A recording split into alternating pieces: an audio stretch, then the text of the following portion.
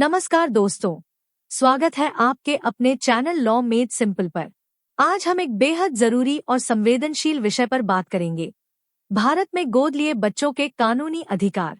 क्या गोद लिए बच्चे जैविक संतान की तरह संपत्ति के हकदार होते हैं? क्या उनकी पहचान और सुरक्षा को कानून मान्यता देता है? इन सवालों के जवाब हम आपको देंगे सरल भाषा में, उदाहरणों और कानूनों के साथ। भारत में गोद लेने की प्रक्रिया को Hindu adoption and maintenance act 1956 के तहत नियंत्रित किया जाता है। इसके अलावा उत्तराधिकार के लिए हिंदू सक्सेशन एक्ट 1956 और इंडियन सक्सेशन एक्ट 1925 लागू होते हैं। अगर बच्चा अनाथ है या संस्थान से गोद लिया गया है, तो juvenile justice care and protection of children act 2015 के प्रावधान लागू होते हैं। सेक्शन 6 और सेक्शन 8 जैसे प्रावधान यह तय करते हैं कि गोद लिए बच्चे को संपत्ति में क्या अधिकार मिलते हैं।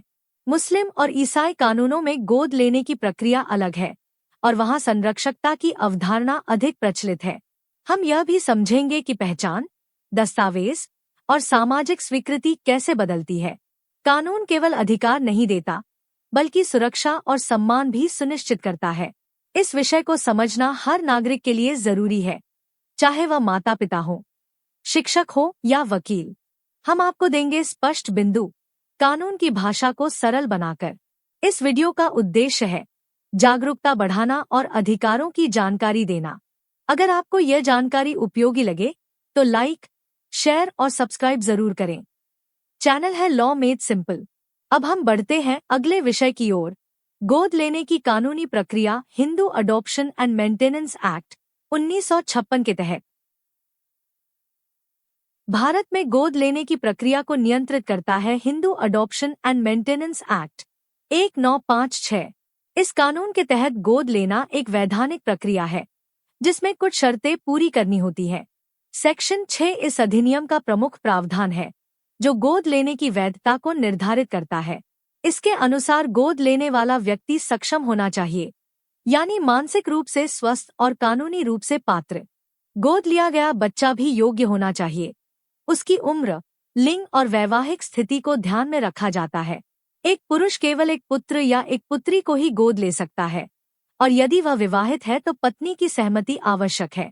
इसी तरह एक महिला भी तभी गोद ले सकती है जब वह अविवाहित, विधवा या तलाकशुदा हो।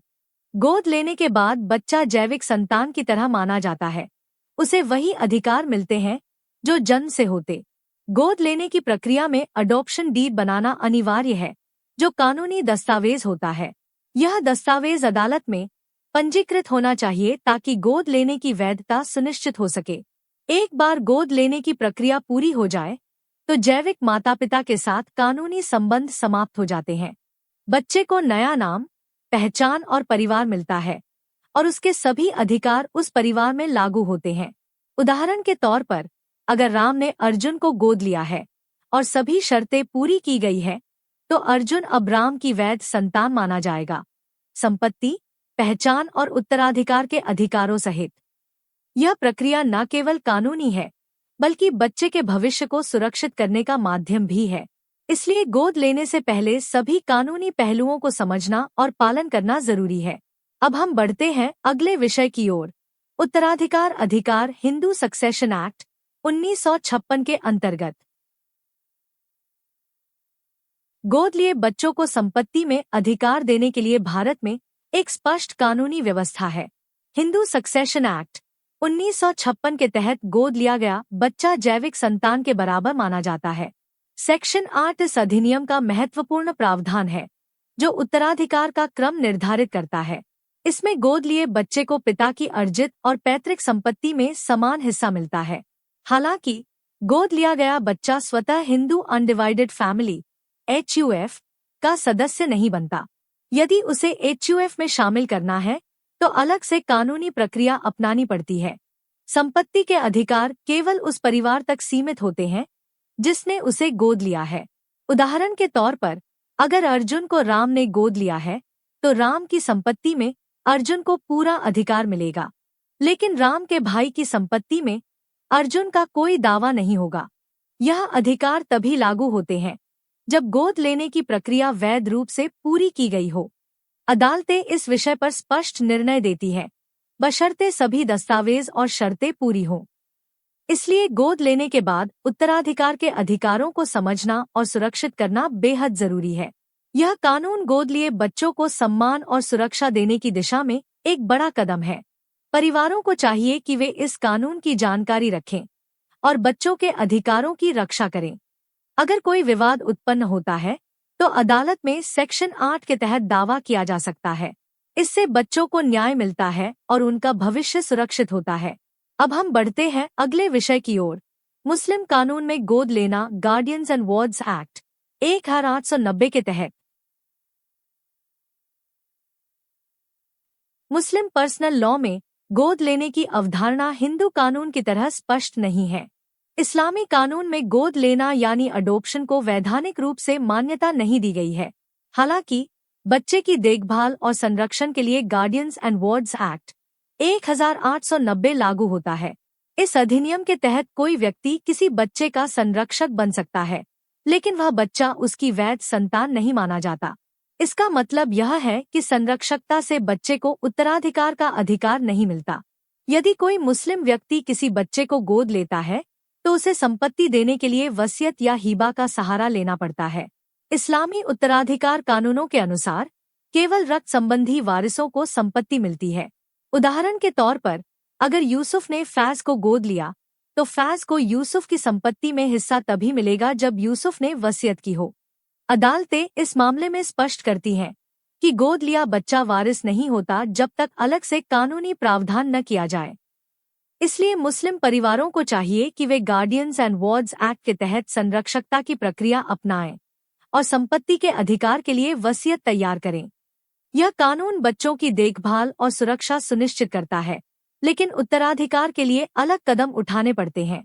इस विषय में जागरूकता बेहद जरूरी है ताकि बच्चों को भविष्य में कानूनी अड़चनों का सामना न करना पड़े।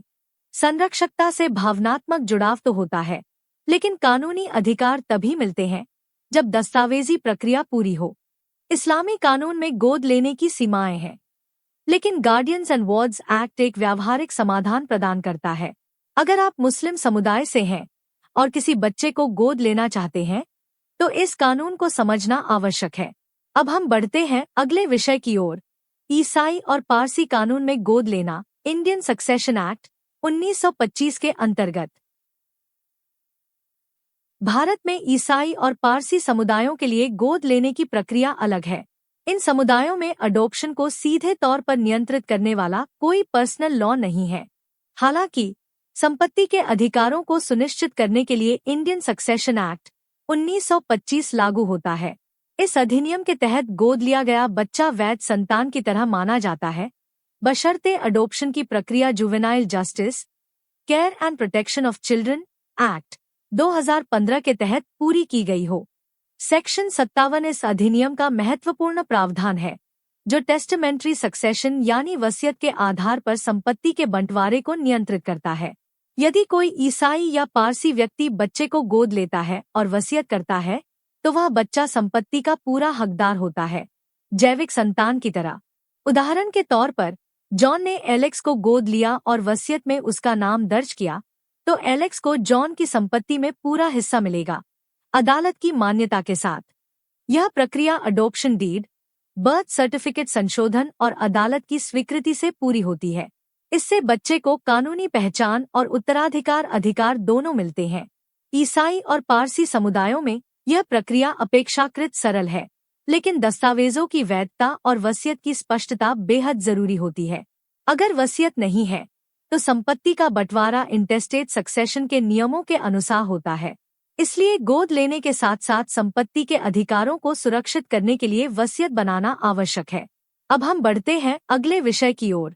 सेक्शन 16 वैधता का अधिकार हिंदू मैरिज एक्ट 1955 के अंतर्गत।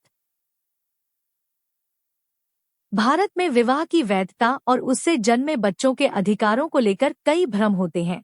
इन्हीं भ्रमों को दूर करने के लिए हिंदू मैरिज एक्ट 1955 में सेक्शन 16 शामिल किया गया है। यह प्रावधान उन बच्चों को वैध मान्यता देता है जो अवैध या रद्द विवाह से जन्मे हैं। इसका मतलब यह है कि यदि माता पिता का विवाह कानूनी रूप से अमान्य हो तो भी उनके बच्चे को संपत्ति में अधिकार मिलेगा, बशर्ते वह संपत्ति माता पिता की हो।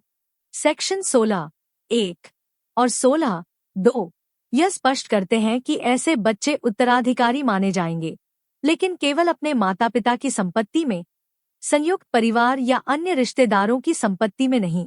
यह प्रावधान गोद लिए बच्चों पर भी लागू होता है, यदि गोद लेने की प्रक्रिया वैध रूप से पूरी की गई हो।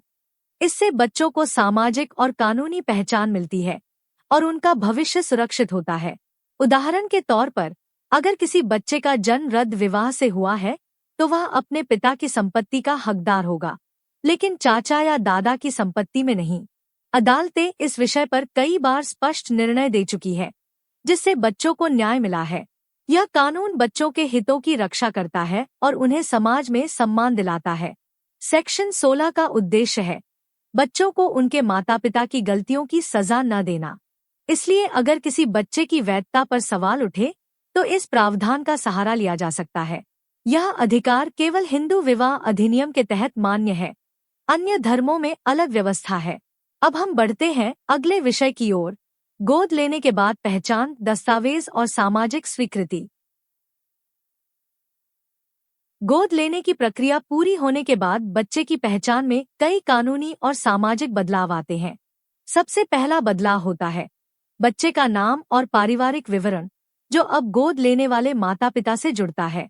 इस बदलाव को वैध बनाने के लिए बर्थ सर्टिफिकेट में संशोधन किया जाता है, जिसमें नए माता पिता का नाम दर्ज होता है और पुराने विवरण हटाए जाते हैं। इसके बाद आधार कार्ड, स्कूल रिकॉर्ड, पासपोर्ट और अन्य सरकारी दस्तावेजों में भी बदलाव किया जाता है। यह प्रक्रिया juvenile justice care and protection of children act 2015 के तहत मान्यता प्राप्त होती है। अदालत की स्वीकृति के बाद ही ये दस्तावेज वैध माने जाते हैं और बच्चे को नई पहचान मिलती है। सामाजिक स्तर पर भी बच्चे को नए परिवार में स्वीकार किया जाता है, रिश्तों, परंपराओं और भावनाओं के साथ। यह पहचान केवल कानूनी नहीं होती, बल्कि भावनात्मक और सामाजिक रूप से भी महत्वपूर्ण होती है। उदाहरण के तौर पर, अगर अर्जुन को राम ने गोद लिया है, तो स्कूल में अर्जुन का नाम अब राम के पुत्र के रूप में दर्ज होगा। यह बदलाव बच्चे को आत्मविश्वास और सुरक्षा देता है, जिससे वह समाज में सम्मान के साथ जी सके। कानून इस प्रक्रिया को पूरी तरह संरक्षित करता है ताकि कोई भ्रम या विवाद न हो। इसलिए गोद लेने के बाद पहचान से जुड़े दस्तावेजों को समय पर अपडेट करना बेहद जरूरी है। अगर कोई दस्तावेज अधूरा रह जाए, तो भविष्य में कानूनी अड़चनें आ सकती है, खासकर संपत्ति या उत्तराधिकार के मामलों में। यह प्रक्रिया बच्चे को एक नई शुरुआत देती है, कानूनी रूप से, सामाजिक रूप से और भावनात्मक रूप से। अब हम बढ़ते हैं अगले विषय की ओर, इंटेस्टेट सक्सेशन, बिना वसीयत के संपत्ति का अधिकार। जब कोई व्यक्ति बिना वसीयत के मृत्यु को प्राप्त होता है, तो उसकी संपत्ति का बंटवारा इंटेस्टेट सक्सेशन के नियमों के अनुसार होता है। हिंदू परिवारों में यह प्रक्रिया हिंदू सक्सेशन एक्ट 1956 के तहत संचालित होती है। इस अधिनियम का सेक्शन 8 यह निर्धारित करता है कि संपत्ति किन उत्तराधिकारियों को मिलेगी। गोद लिया गया बच्चा इस सूची में जैविक संतान की तरह शामिल होता है, उसे समान अधिकार प्राप्त होते हैं। यदि गोद लेने की प्रक्रिया वैध रूप से पूरी की गई है, तो बच्चा पिता की अर्जित और पैतृक संपत्ति में बराबर का हिस्सा पाने का हकदार होता है। यह अधिकार तब भी लागू होता है जब वसीयत नहीं बनाई गई हो, यानी इंटेस्टेट स्थिति में। उदाहरण के तौर पर, अगर राम की मृत्यु बिना वसीयत के होती है और उसने अर्जुन को गोद लिया था, तो अर्जुन को सेक्शन 8 के तहत संपत्ति में हिस्सा मिलेगा। यह अधिकार अदालत द्वारा मान्यता प्राप्त होता है, बशर्ते अडॉप्शन डीड और अन्य दस्तावेज वैध हों। इससे गोद लिए बच्चों को न्याय मिलता है और वे परिवार का हिस्सा बनते हैं, कानूनी रूप से भी। इंटेस्टेट सक्सेशन में संपत्ति का बंटवारा स्पष्ट नियमों के अनुसार होता है, जिससे विवाद की संभावना कम होती है। इसलिए गोद लेने के बाद उत्तराधिकार अधिकारों को समझना और सुरक्षित करना बेहद जरूरी है। अगर कोई परिवार वसीयत नहीं बनाता, तो यह कानून बच्चों के हितों की रक्षा करता है। अब हम बढ़ते हैं अगले विषय की ओर, टेस्टामेंट्री सक्सेशन, वसीयत के अनुसार संपत्ति का बंटवारा। जब कोई व्यक्ति अपनी संपत्ति का बंटवारा वसीयत के माध्यम से करता है, तो उसे टेस्टामेंट्री सक्सेशन कहा जाता है। यानी संपत्ति का वितरण उसकी इच्छानुसार होता है। भारत में यह प्रक्रिया इंडियन सक्सेशन एक्ट 1925 के तहत संचालित होती है, जो सभी धर्मों के लिए लागू होता है, सिवाय मुस्लिम पर्सनल लॉ के। इस अधिनियम का सेक्शन 57 वसीयत की वैधता और संपत्ति के वितरण को नियंत्रित करता है। यदि गोद लिया गया बच्चा वसीयत में शामिल किया गया है, तो उसे संपत्ति में पूरा अधिकार मिलता है, जैविक संतान की तरह। यह वसीयत लिखित, स्पष्ट और कानूनी रूप से प्रमाणित होनी चाहिए। उदाहरण के तौर पर, अगर जॉन ने एलेक्स को गोद लिया और वसीयत में उसका नाम दर्ज किया, तो एलेक्स को जॉन की संपत्ति में पूरा हिस्सा मिलेगा, अदालत की स्वीकृति के साथ। टेस्टामेंट्री सक्सेशन में संपत्ति का बंटवारा विवाद रहित होता है, क्योंकि इच्छाएं पहले से दर्ज होती है। यह प्रक्रिया गोद लिए बच्चों के अधिकारों को सुरक्षित करने का एक प्रभावी तरीका है। अगर वसीयत नहीं बनाई गई हो, तो संपत्ति का बंटवारा इंटेस्टेट सक्सेशन के नियमों से होता है। इसलिए गोद लेने के बाद वसीयत बनाना एक जिम्मेदार कदम होता है, ताकि भविष्य में कोई कानूनी अड़चन न आए। अदालतें वसीयत को तभी मान्यता देती हैं जब वह स्पष्ट, निष्पक्ष और कानूनी रूप से वैध हो। टेस्टामेंट्री सक्सेशन गोद लिए बच्चों को सम्मान और सुरक्षा दोनों प्रदान करता है। अब हम बढ़ते हैं अगले विषय की ओर। कानूनी संरक्षण और जुवेनाइल जस्टिस एक्ट 2015 के तहत बच्चों की सुरक्षा। भारत में अनाथ, परित्यक्त या असहाय बच्चों को गोद लेने की प्रक्रिया को juvenile justice care and protection of children act 2015 के तहत नियंत्रित किया जाता है। यह अधिनियम बच्चों को कानूनी संरक्षण, पुनर्वास और स्थायी परिवार देने का अधिकार सुनिश्चित करता है। इस कानून के तहत केवल विशेष रूप से पंजीकृत संस्थानों से ही गोद लिया जा सकता है। सेंट्रल अडॉप्शन रिसोर्स अथॉरिटी कारा इस प्रक्रिया की निगरानी करती है और पारदर्शिता सुनिश्चित करती है। गोद लेने वाले माता पिता को मानसिक, सामाजिक और आर्थिक रूप से सक्षम होना आवश्यक है। बच्चे की उम्र, स्वास्थ्य और भावनात्मक स्थिति को ध्यान में रखते हुए अदालत निर्णय देती है। सेक्शन 56 और 57 इस अधिनियम के प्रमुख प्रावधान हैं, जो अडॉप्शन की प्रक्रिया और पात्रता को स्पष्ट करते हैं। यह कानून सुनिश्चित करता है कि बच्चे को एक सुरक्षित, स्थायी और प्रेमपूर्ण वातावरण मिले। उदाहरण के तौर पर, अगर कोई दंपति किसी अनाथ बच्चे को गोद लेना चाहता है, तो उन्हें कारा के माध्यम से आवेदन करना होगा और अदालत की स्वीकृति प्राप्त करनी होगी।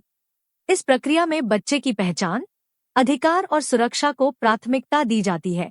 अदालत अडॉप्शन को तभी मंजूरी देती है जब सभी शर्तें पूरी हों और बच्चे के हित में निर्णय हो। यह कानून बच्चों को केवल परिवार नहीं देता, बल्कि उन्हें सम्मान और भविष्य भी प्रदान करता है। इसलिए गोद लेने की प्रक्रिया को केवल भावनात्मक नहीं, बल्कि कानूनी रूप से भी गंभीरता से लेना चाहिए। अब हम बढ़ते हैं अगले विषय की ओर। गोद लेने की सीमाएं। Hindu adoption and maintenance act 1956 के अनुसार भारत में गोद लेने की प्रक्रिया को नियंत्रित करने वाला प्रमुख कानून है Hindu adoption and maintenance act 1956, जो कुछ स्पष्ट सीमाएं और शर्तें निर्धारित करता है। इस अधिनियम के अनुसार एक व्यक्ति एक ही लिंग के दो बच्चों को गोद नहीं ले सकता। यदि पहले से एक पुत्र है, तो दूसरा पुत्र गोद नहीं लिया जा सकता, और यही नियम पुत्री पर भी लागू होता है। गोद लेने वाले की उम्र कम से कम 21 वर्ष होनी चाहिए और उसे मानसिक रूप से सक्षम माना जाना चाहिए।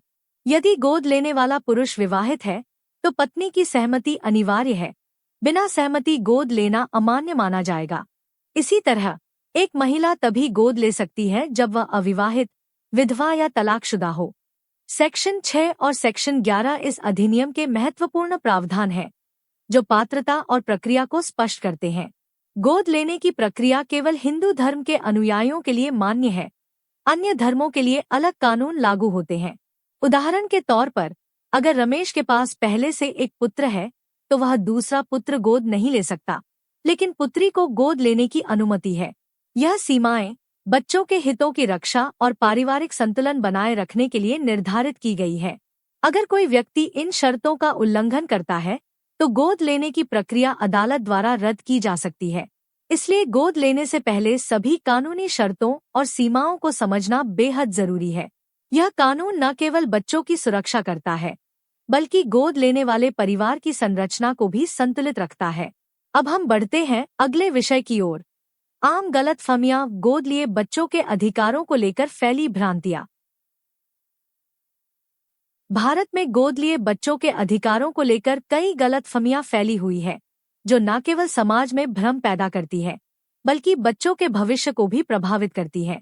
सबसे आम भ्रांति यह है कि गोद लिया बच्चा संपत्ति का हकदार नहीं होता, जबकि कानून स्पष्ट रूप से कहता है कि वैध रूप से गोद लिया गया बच्चा जैविक संतान के बराबर होता है। Hindu adoption and maintenance act 1956 और हिंदू सक्सेशन एक्ट 1956 इन अधिकारों को पूरी तरह से मान्यता देते हैं, बशर्ते अडॉप्शन डीड वैध हो और प्रक्रिया पूरी की गई हो। दूसरी भ्रांति यह है कि गोद लेने के बाद बच्चे की पहचान नहीं बदलती, जबकि जुवेनाइल जस्टिस एक्ट 2015 के तहत बच्चे को नया नाम, पहचान और दस्तावेज मिलते हैं। कुछ लोग मानते हैं कि गोद लिया बच्चा केवल भावनात्मक रूप से जुड़ता है, लेकिन कानून उसे कानूनी रूप से भी परिवार का हिस्सा बनाता है, संपत्ति, उत्तराधिकार और सुरक्षा सहित। उदाहरण के तौर पर, अगर अर्जुन को राम ने गोद लिया है, तो अर्जुन को राम की संपत्ति में पूरा अधिकार मिलेगा, चाहे वसीयत हो या ना हो। एक और भ्रांति यह है कि मुस्लिम कानून में गोद लेना मान्य नहीं है। हालांकि गार्डियंस एंड वार्ड्स एक्ट 1890 के तहत संरक्षकता की प्रक्रिया पूरी तरह वैध है। इन भ्रांतियों को दूर करना जरूरी है ताकि गोद लिए बच्चों को समाज में सम्मान और सुरक्षा मिल सके। कानून स्पष्ट है, लेकिन जागरूकता की कमी से अधिकारों का हनन होता है। इसलिए सही जानकारी, वैध दस्तावेज और कानूनी सलाह लेना आवश्यक है। अब हम बढ़ते हैं अगले विषय की ओर। संपत्ति विवाद में भूमिका, अदालत और दस्तावेजों की अहमियत। जब गोद लिए बच्चों के संपत्ति अधिकारों को चुनौती दी जाती है, तो अदालत की भूमिका और दस्तावेजों की वैधता अत्यंत महत्वपूर्ण हो जाती है। संपत्ति विवादों में अक्सर गोद लेने की प्रक्रिया, पहचान और उत्तराधिकार को लेकर सवाल उठते हैं। ऐसे मामलों में अदालत अडॉप्शन डीड, बर्थ सर्टिफिकेट और अन्य कानूनी दस्तावेजों की जांच करती है। यदि गोद लेने की प्रक्रिया Hindu adoption and maintenance act 1956 या जुवेनाइल जस्टिस एक्ट 2015 के तहत वैध रूप से पूरी की गई है, तो अदालत गोद लिए बच्चे को संपत्ति में बराबर का अधिकार देती है। सेक्शन 6, सेक्शन 8 और सेक्शन 57 जैसे प्रावधान अदालत के निर्णय को दिशा देते हैं। उदाहरण के तौर पर, अगर अर्जुन को राम ने गोद लिया और संपत्ति विवाद उत्पन्न हुआ, तो अदालत अडॉप्शन डीड और पहचान दस्तावेजों के आधार पर अर्जुन को अधिकार दे सकती है। यदि दस्तावेज अधूरे या अवैध हो, तो अदालत दावा खारिज भी कर सकती है। इसलिए दस्तावेजों की वैधता अनिवार्य है। वकील की सलाह, समय पर दस्तावेजों का पंजीकरण और अदालत की स्वीकृति विवाद से बचने में मदद करती है। संपत्ति विवादों में भावनात्मक पहलू भी होते हैं, लेकिन अदालत केवल कानूनी प्रमाणों को मान्यता देती है।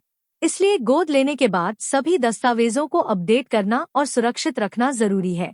कानून गोद लिए बच्चों को अधिकार देता है, लेकिन अधिकारों की रक्षा के लिए कानूनी तैयारी भी आवश्यक है। अगर कोई परिवार गोद लेने के बाद संपत्ति विवाद से बचना चाहता है, तो उन्हें सभी दस्तावेजों को समय पर और सही तरीके से तैयार करना चाहिए। अब हम बढ़ते हैं अगले विषय की ओर। पहचान और भावनात्मक पहलू, सामाजिक स्वीकार्यता और आत्मसम्मान। गोद लेने की प्रक्रिया केवल कानूनी दस्तावेजों तक सीमित नहीं होती। यह बच्चे की पहचान, भावनात्मक जुड़ाव और सामाजिक स्वीकार्यता से भी गहराई से जुड़ी होती है। जब कोई बच्चा गोद लिया जाता है, तो उसे एक नया नाम, नया परिवार और एक नई सामाजिक स्थिति मिलती है।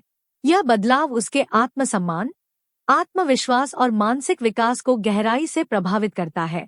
जुवेनाइल जस्टिस एक्ट 2015 इस प्रक्रिया को कानूनी रूप से संरक्षित करता है, ताकि बच्चे को न केवल सुरक्षा मिले, बल्कि सम्मान और स्थायित्व भी प्राप्त हो। बच्चे के दस्तावेजों में बदलाव, जैसे आधार कार्ड, स्कूल रिकॉर्ड, पासपोर्ट, उसकी नई पहचान को स्थापित करते हैं। लेकिन इसके साथ साथ परिवार और समाज की स्वीकृति भी उतनी ही जरूरी होती है। अगर बच्चा सामाजिक रूप से स्वीकार नहीं किया जाता, तो उसे मानसिक तनाव और असुरक्षा का सामना करना पड़ सकता है। इसलिए गोद लेने वाले परिवार को चाहिए कि वे बच्चे को पूरी तरह अपनाएं, भावनात्मक रूप से भी। उदाहरण के तौर पर, अगर अर्जुन को राम ने गोद लिया है, तो अर्जुन को केवल राम की संपत्ति ही नहीं, बल्कि राम के रिश्तों, परंपराओं और भावनाओं में भी स्थान मिलना चाहिए। यह अपनापन बच्चे को समाज में आत्मविश्वास से जीने की ताकत देता है। कानून इस भावनात्मक पहलू को भी मान्यता देता है, क्योंकि एक सुरक्षित और सम्मानजनक वातावरण बच्चे के विकास के लिए आवश्यक है। समाज को भी चाहिए कि वह गोद लिए बच्चों को समान दृष्टि से देखे और उन्हें सम्मान दे। इससे न केवल बच्चे का जीवन बेहतर होता है, बल्कि समाज में समावेशिता और संवेदनशीलता भी बढ़ती है। अब हम बढ़ते हैं अगले विषय की ओर, बचपन से जुड़े अधिकार और शिक्षा, स्वास्थ्य और सुरक्षा का कानूनी दायरा। गोद लिए बच्चों को केवल पहचान और संपत्ति का अधिकार ही नहीं मिलता, बल्कि उनके बचपन से जुड़े मूलभूत अधिकार भी कानून द्वारा संरक्षित किए जाते हैं। भारत में बच्चों के अधिकारों को सुनिश्चित करने के लिए कई कानून लागू हैं, जिनमें प्रमुख है right of children to free and compulsory education act 2009, protection of children from sexual offences POCSO act 2012 और juvenile justice care and protection of children act 2015। इन कानूनों के तहत गोद लिए बच्चों को शिक्षा, स्वास्थ्य और सुरक्षा का पूरा अधिकार मिलता है। हर बच्चे को 6 से 14 वर्ष की उम्र तक मुफ्त और अनिवार्य शिक्षा प्राप्त करने का अधिकार है। स्वास्थ्य सेवाओं में टीकाकरण, पोषण और मानसिक देखभाल शामिल होती है, जो सरकार द्वारा समर्थित होती है। पॉक्सो एक्ट बच्चों को यौन शोषण से सुरक्षा प्रदान करता है, चाहे वे जैविक हो या गोद लिए गए। जुवेनाइल जस्टिस एक्ट बच्चों को पुनर्वास, देखभाल और संरक्षण की कानूनी गारंटी देता है। उदाहरण के तौर पर, अगर अर्जुन को राम ने गोद लिया है, तो अर्जुन को सरकारी स्कूल में मुफ्त शिक्षा, स्वास्थ्य सेवाएं और कानूनी सुरक्षा मिलनी चाहिए। इन अधिकारों को लागू करने के लिए माता-पिता, स्कूल और समाज की जिम्मेदारी होती है। अगर किसी बच्चे को इन सेवाओं से वंचित किया जाता है, तो अदालत में शिकायत की जा सकती है और कानून बच्चे के पक्ष में निर्णय देता है। बचपन के अधिकार बच्चे के समग्र विकास के लिए अनिवार्य है और गोद लिए बच्चों को भी समान रूप से मिलते हैं। अब हम बढ़ते हैं अंतिम विषय की ओर, अंतिम संदेश और CTF लॉ मेड सिंपल के साथ जुड़े। आपने अब तक गोद लिए बच्चों के अधिकारों से जुड़ी हर महत्वपूर्ण जानकारी को विस्तार से जाना। कानूनी प्रक्रिया, उत्तराधिकार, पहचान, सुरक्षा, शिक्षा और सामाजिक स्वीकार्यता, हर विषय ने एक पहलू को उजागर किया ताकि आप न केवल कानून को समझें, बल्कि उसे अपने जीवन और समाज में लागू भी कर सकें। लॉ मेड सिंपल का उद्देश्य है कानून को आम भाषा में समझाना और हर नागरिक तक पहुंचाना। हर बच्चा, चाहे जैविक हो या गोद लिया गया, समान अधिकारों का हकदार है। अगर हम कानून को समझें और अपनाएं, तो हम समाज में बदलाव ला सकते हैं। आपका एक कदम किसी बच्चे को शिक्षा, सुरक्षा और सम्मान दिला सकता है। इस चैनल के माध्यम से हम चाहते हैं कि हर व्यक्ति अपने अधिकारों और जिम्मेदारियों से परिचित हो। अगर आपको यह जानकारी उपयोगी लगी हो, तो चैनल को सब्सक्राइब करें और वीडियो शेयर करें। अपने दोस्तों, परिवार और समुदाय को भी इस जागरूकता में शामिल करें। कानून सिर्फ अदालतों तक सीमित नहीं होना चाहिए, वह हर घर और हर दिल में होना चाहिए। हमारा प्रयास है कि कानून को सरल, सुलभ और संवेदनशील बनाया जाए। आपका सहयोग इस मिशन को मजबूत बनाता है और बच्चों को न्याय दिलाने में मदद करता है। हर जानकारी, हर स्लाइड एक बच्चे की मुस्कान की ओर एक कदम है। आइए मिलकर ऐसा समाज बनाएं, जहां हर बच्चा सुरक्षित, शिक्षित और सम्मानित हो। लॉ मेड सिंपल के साथ जुड़िए, जहां कानून है आसान, समझदार और सबके लिए। आपका साथ ही हमारी ताकत है और बच्चों का भविष्य भी। शुक्रिया इस यात्रा में हमारे साथ चलने के लिए।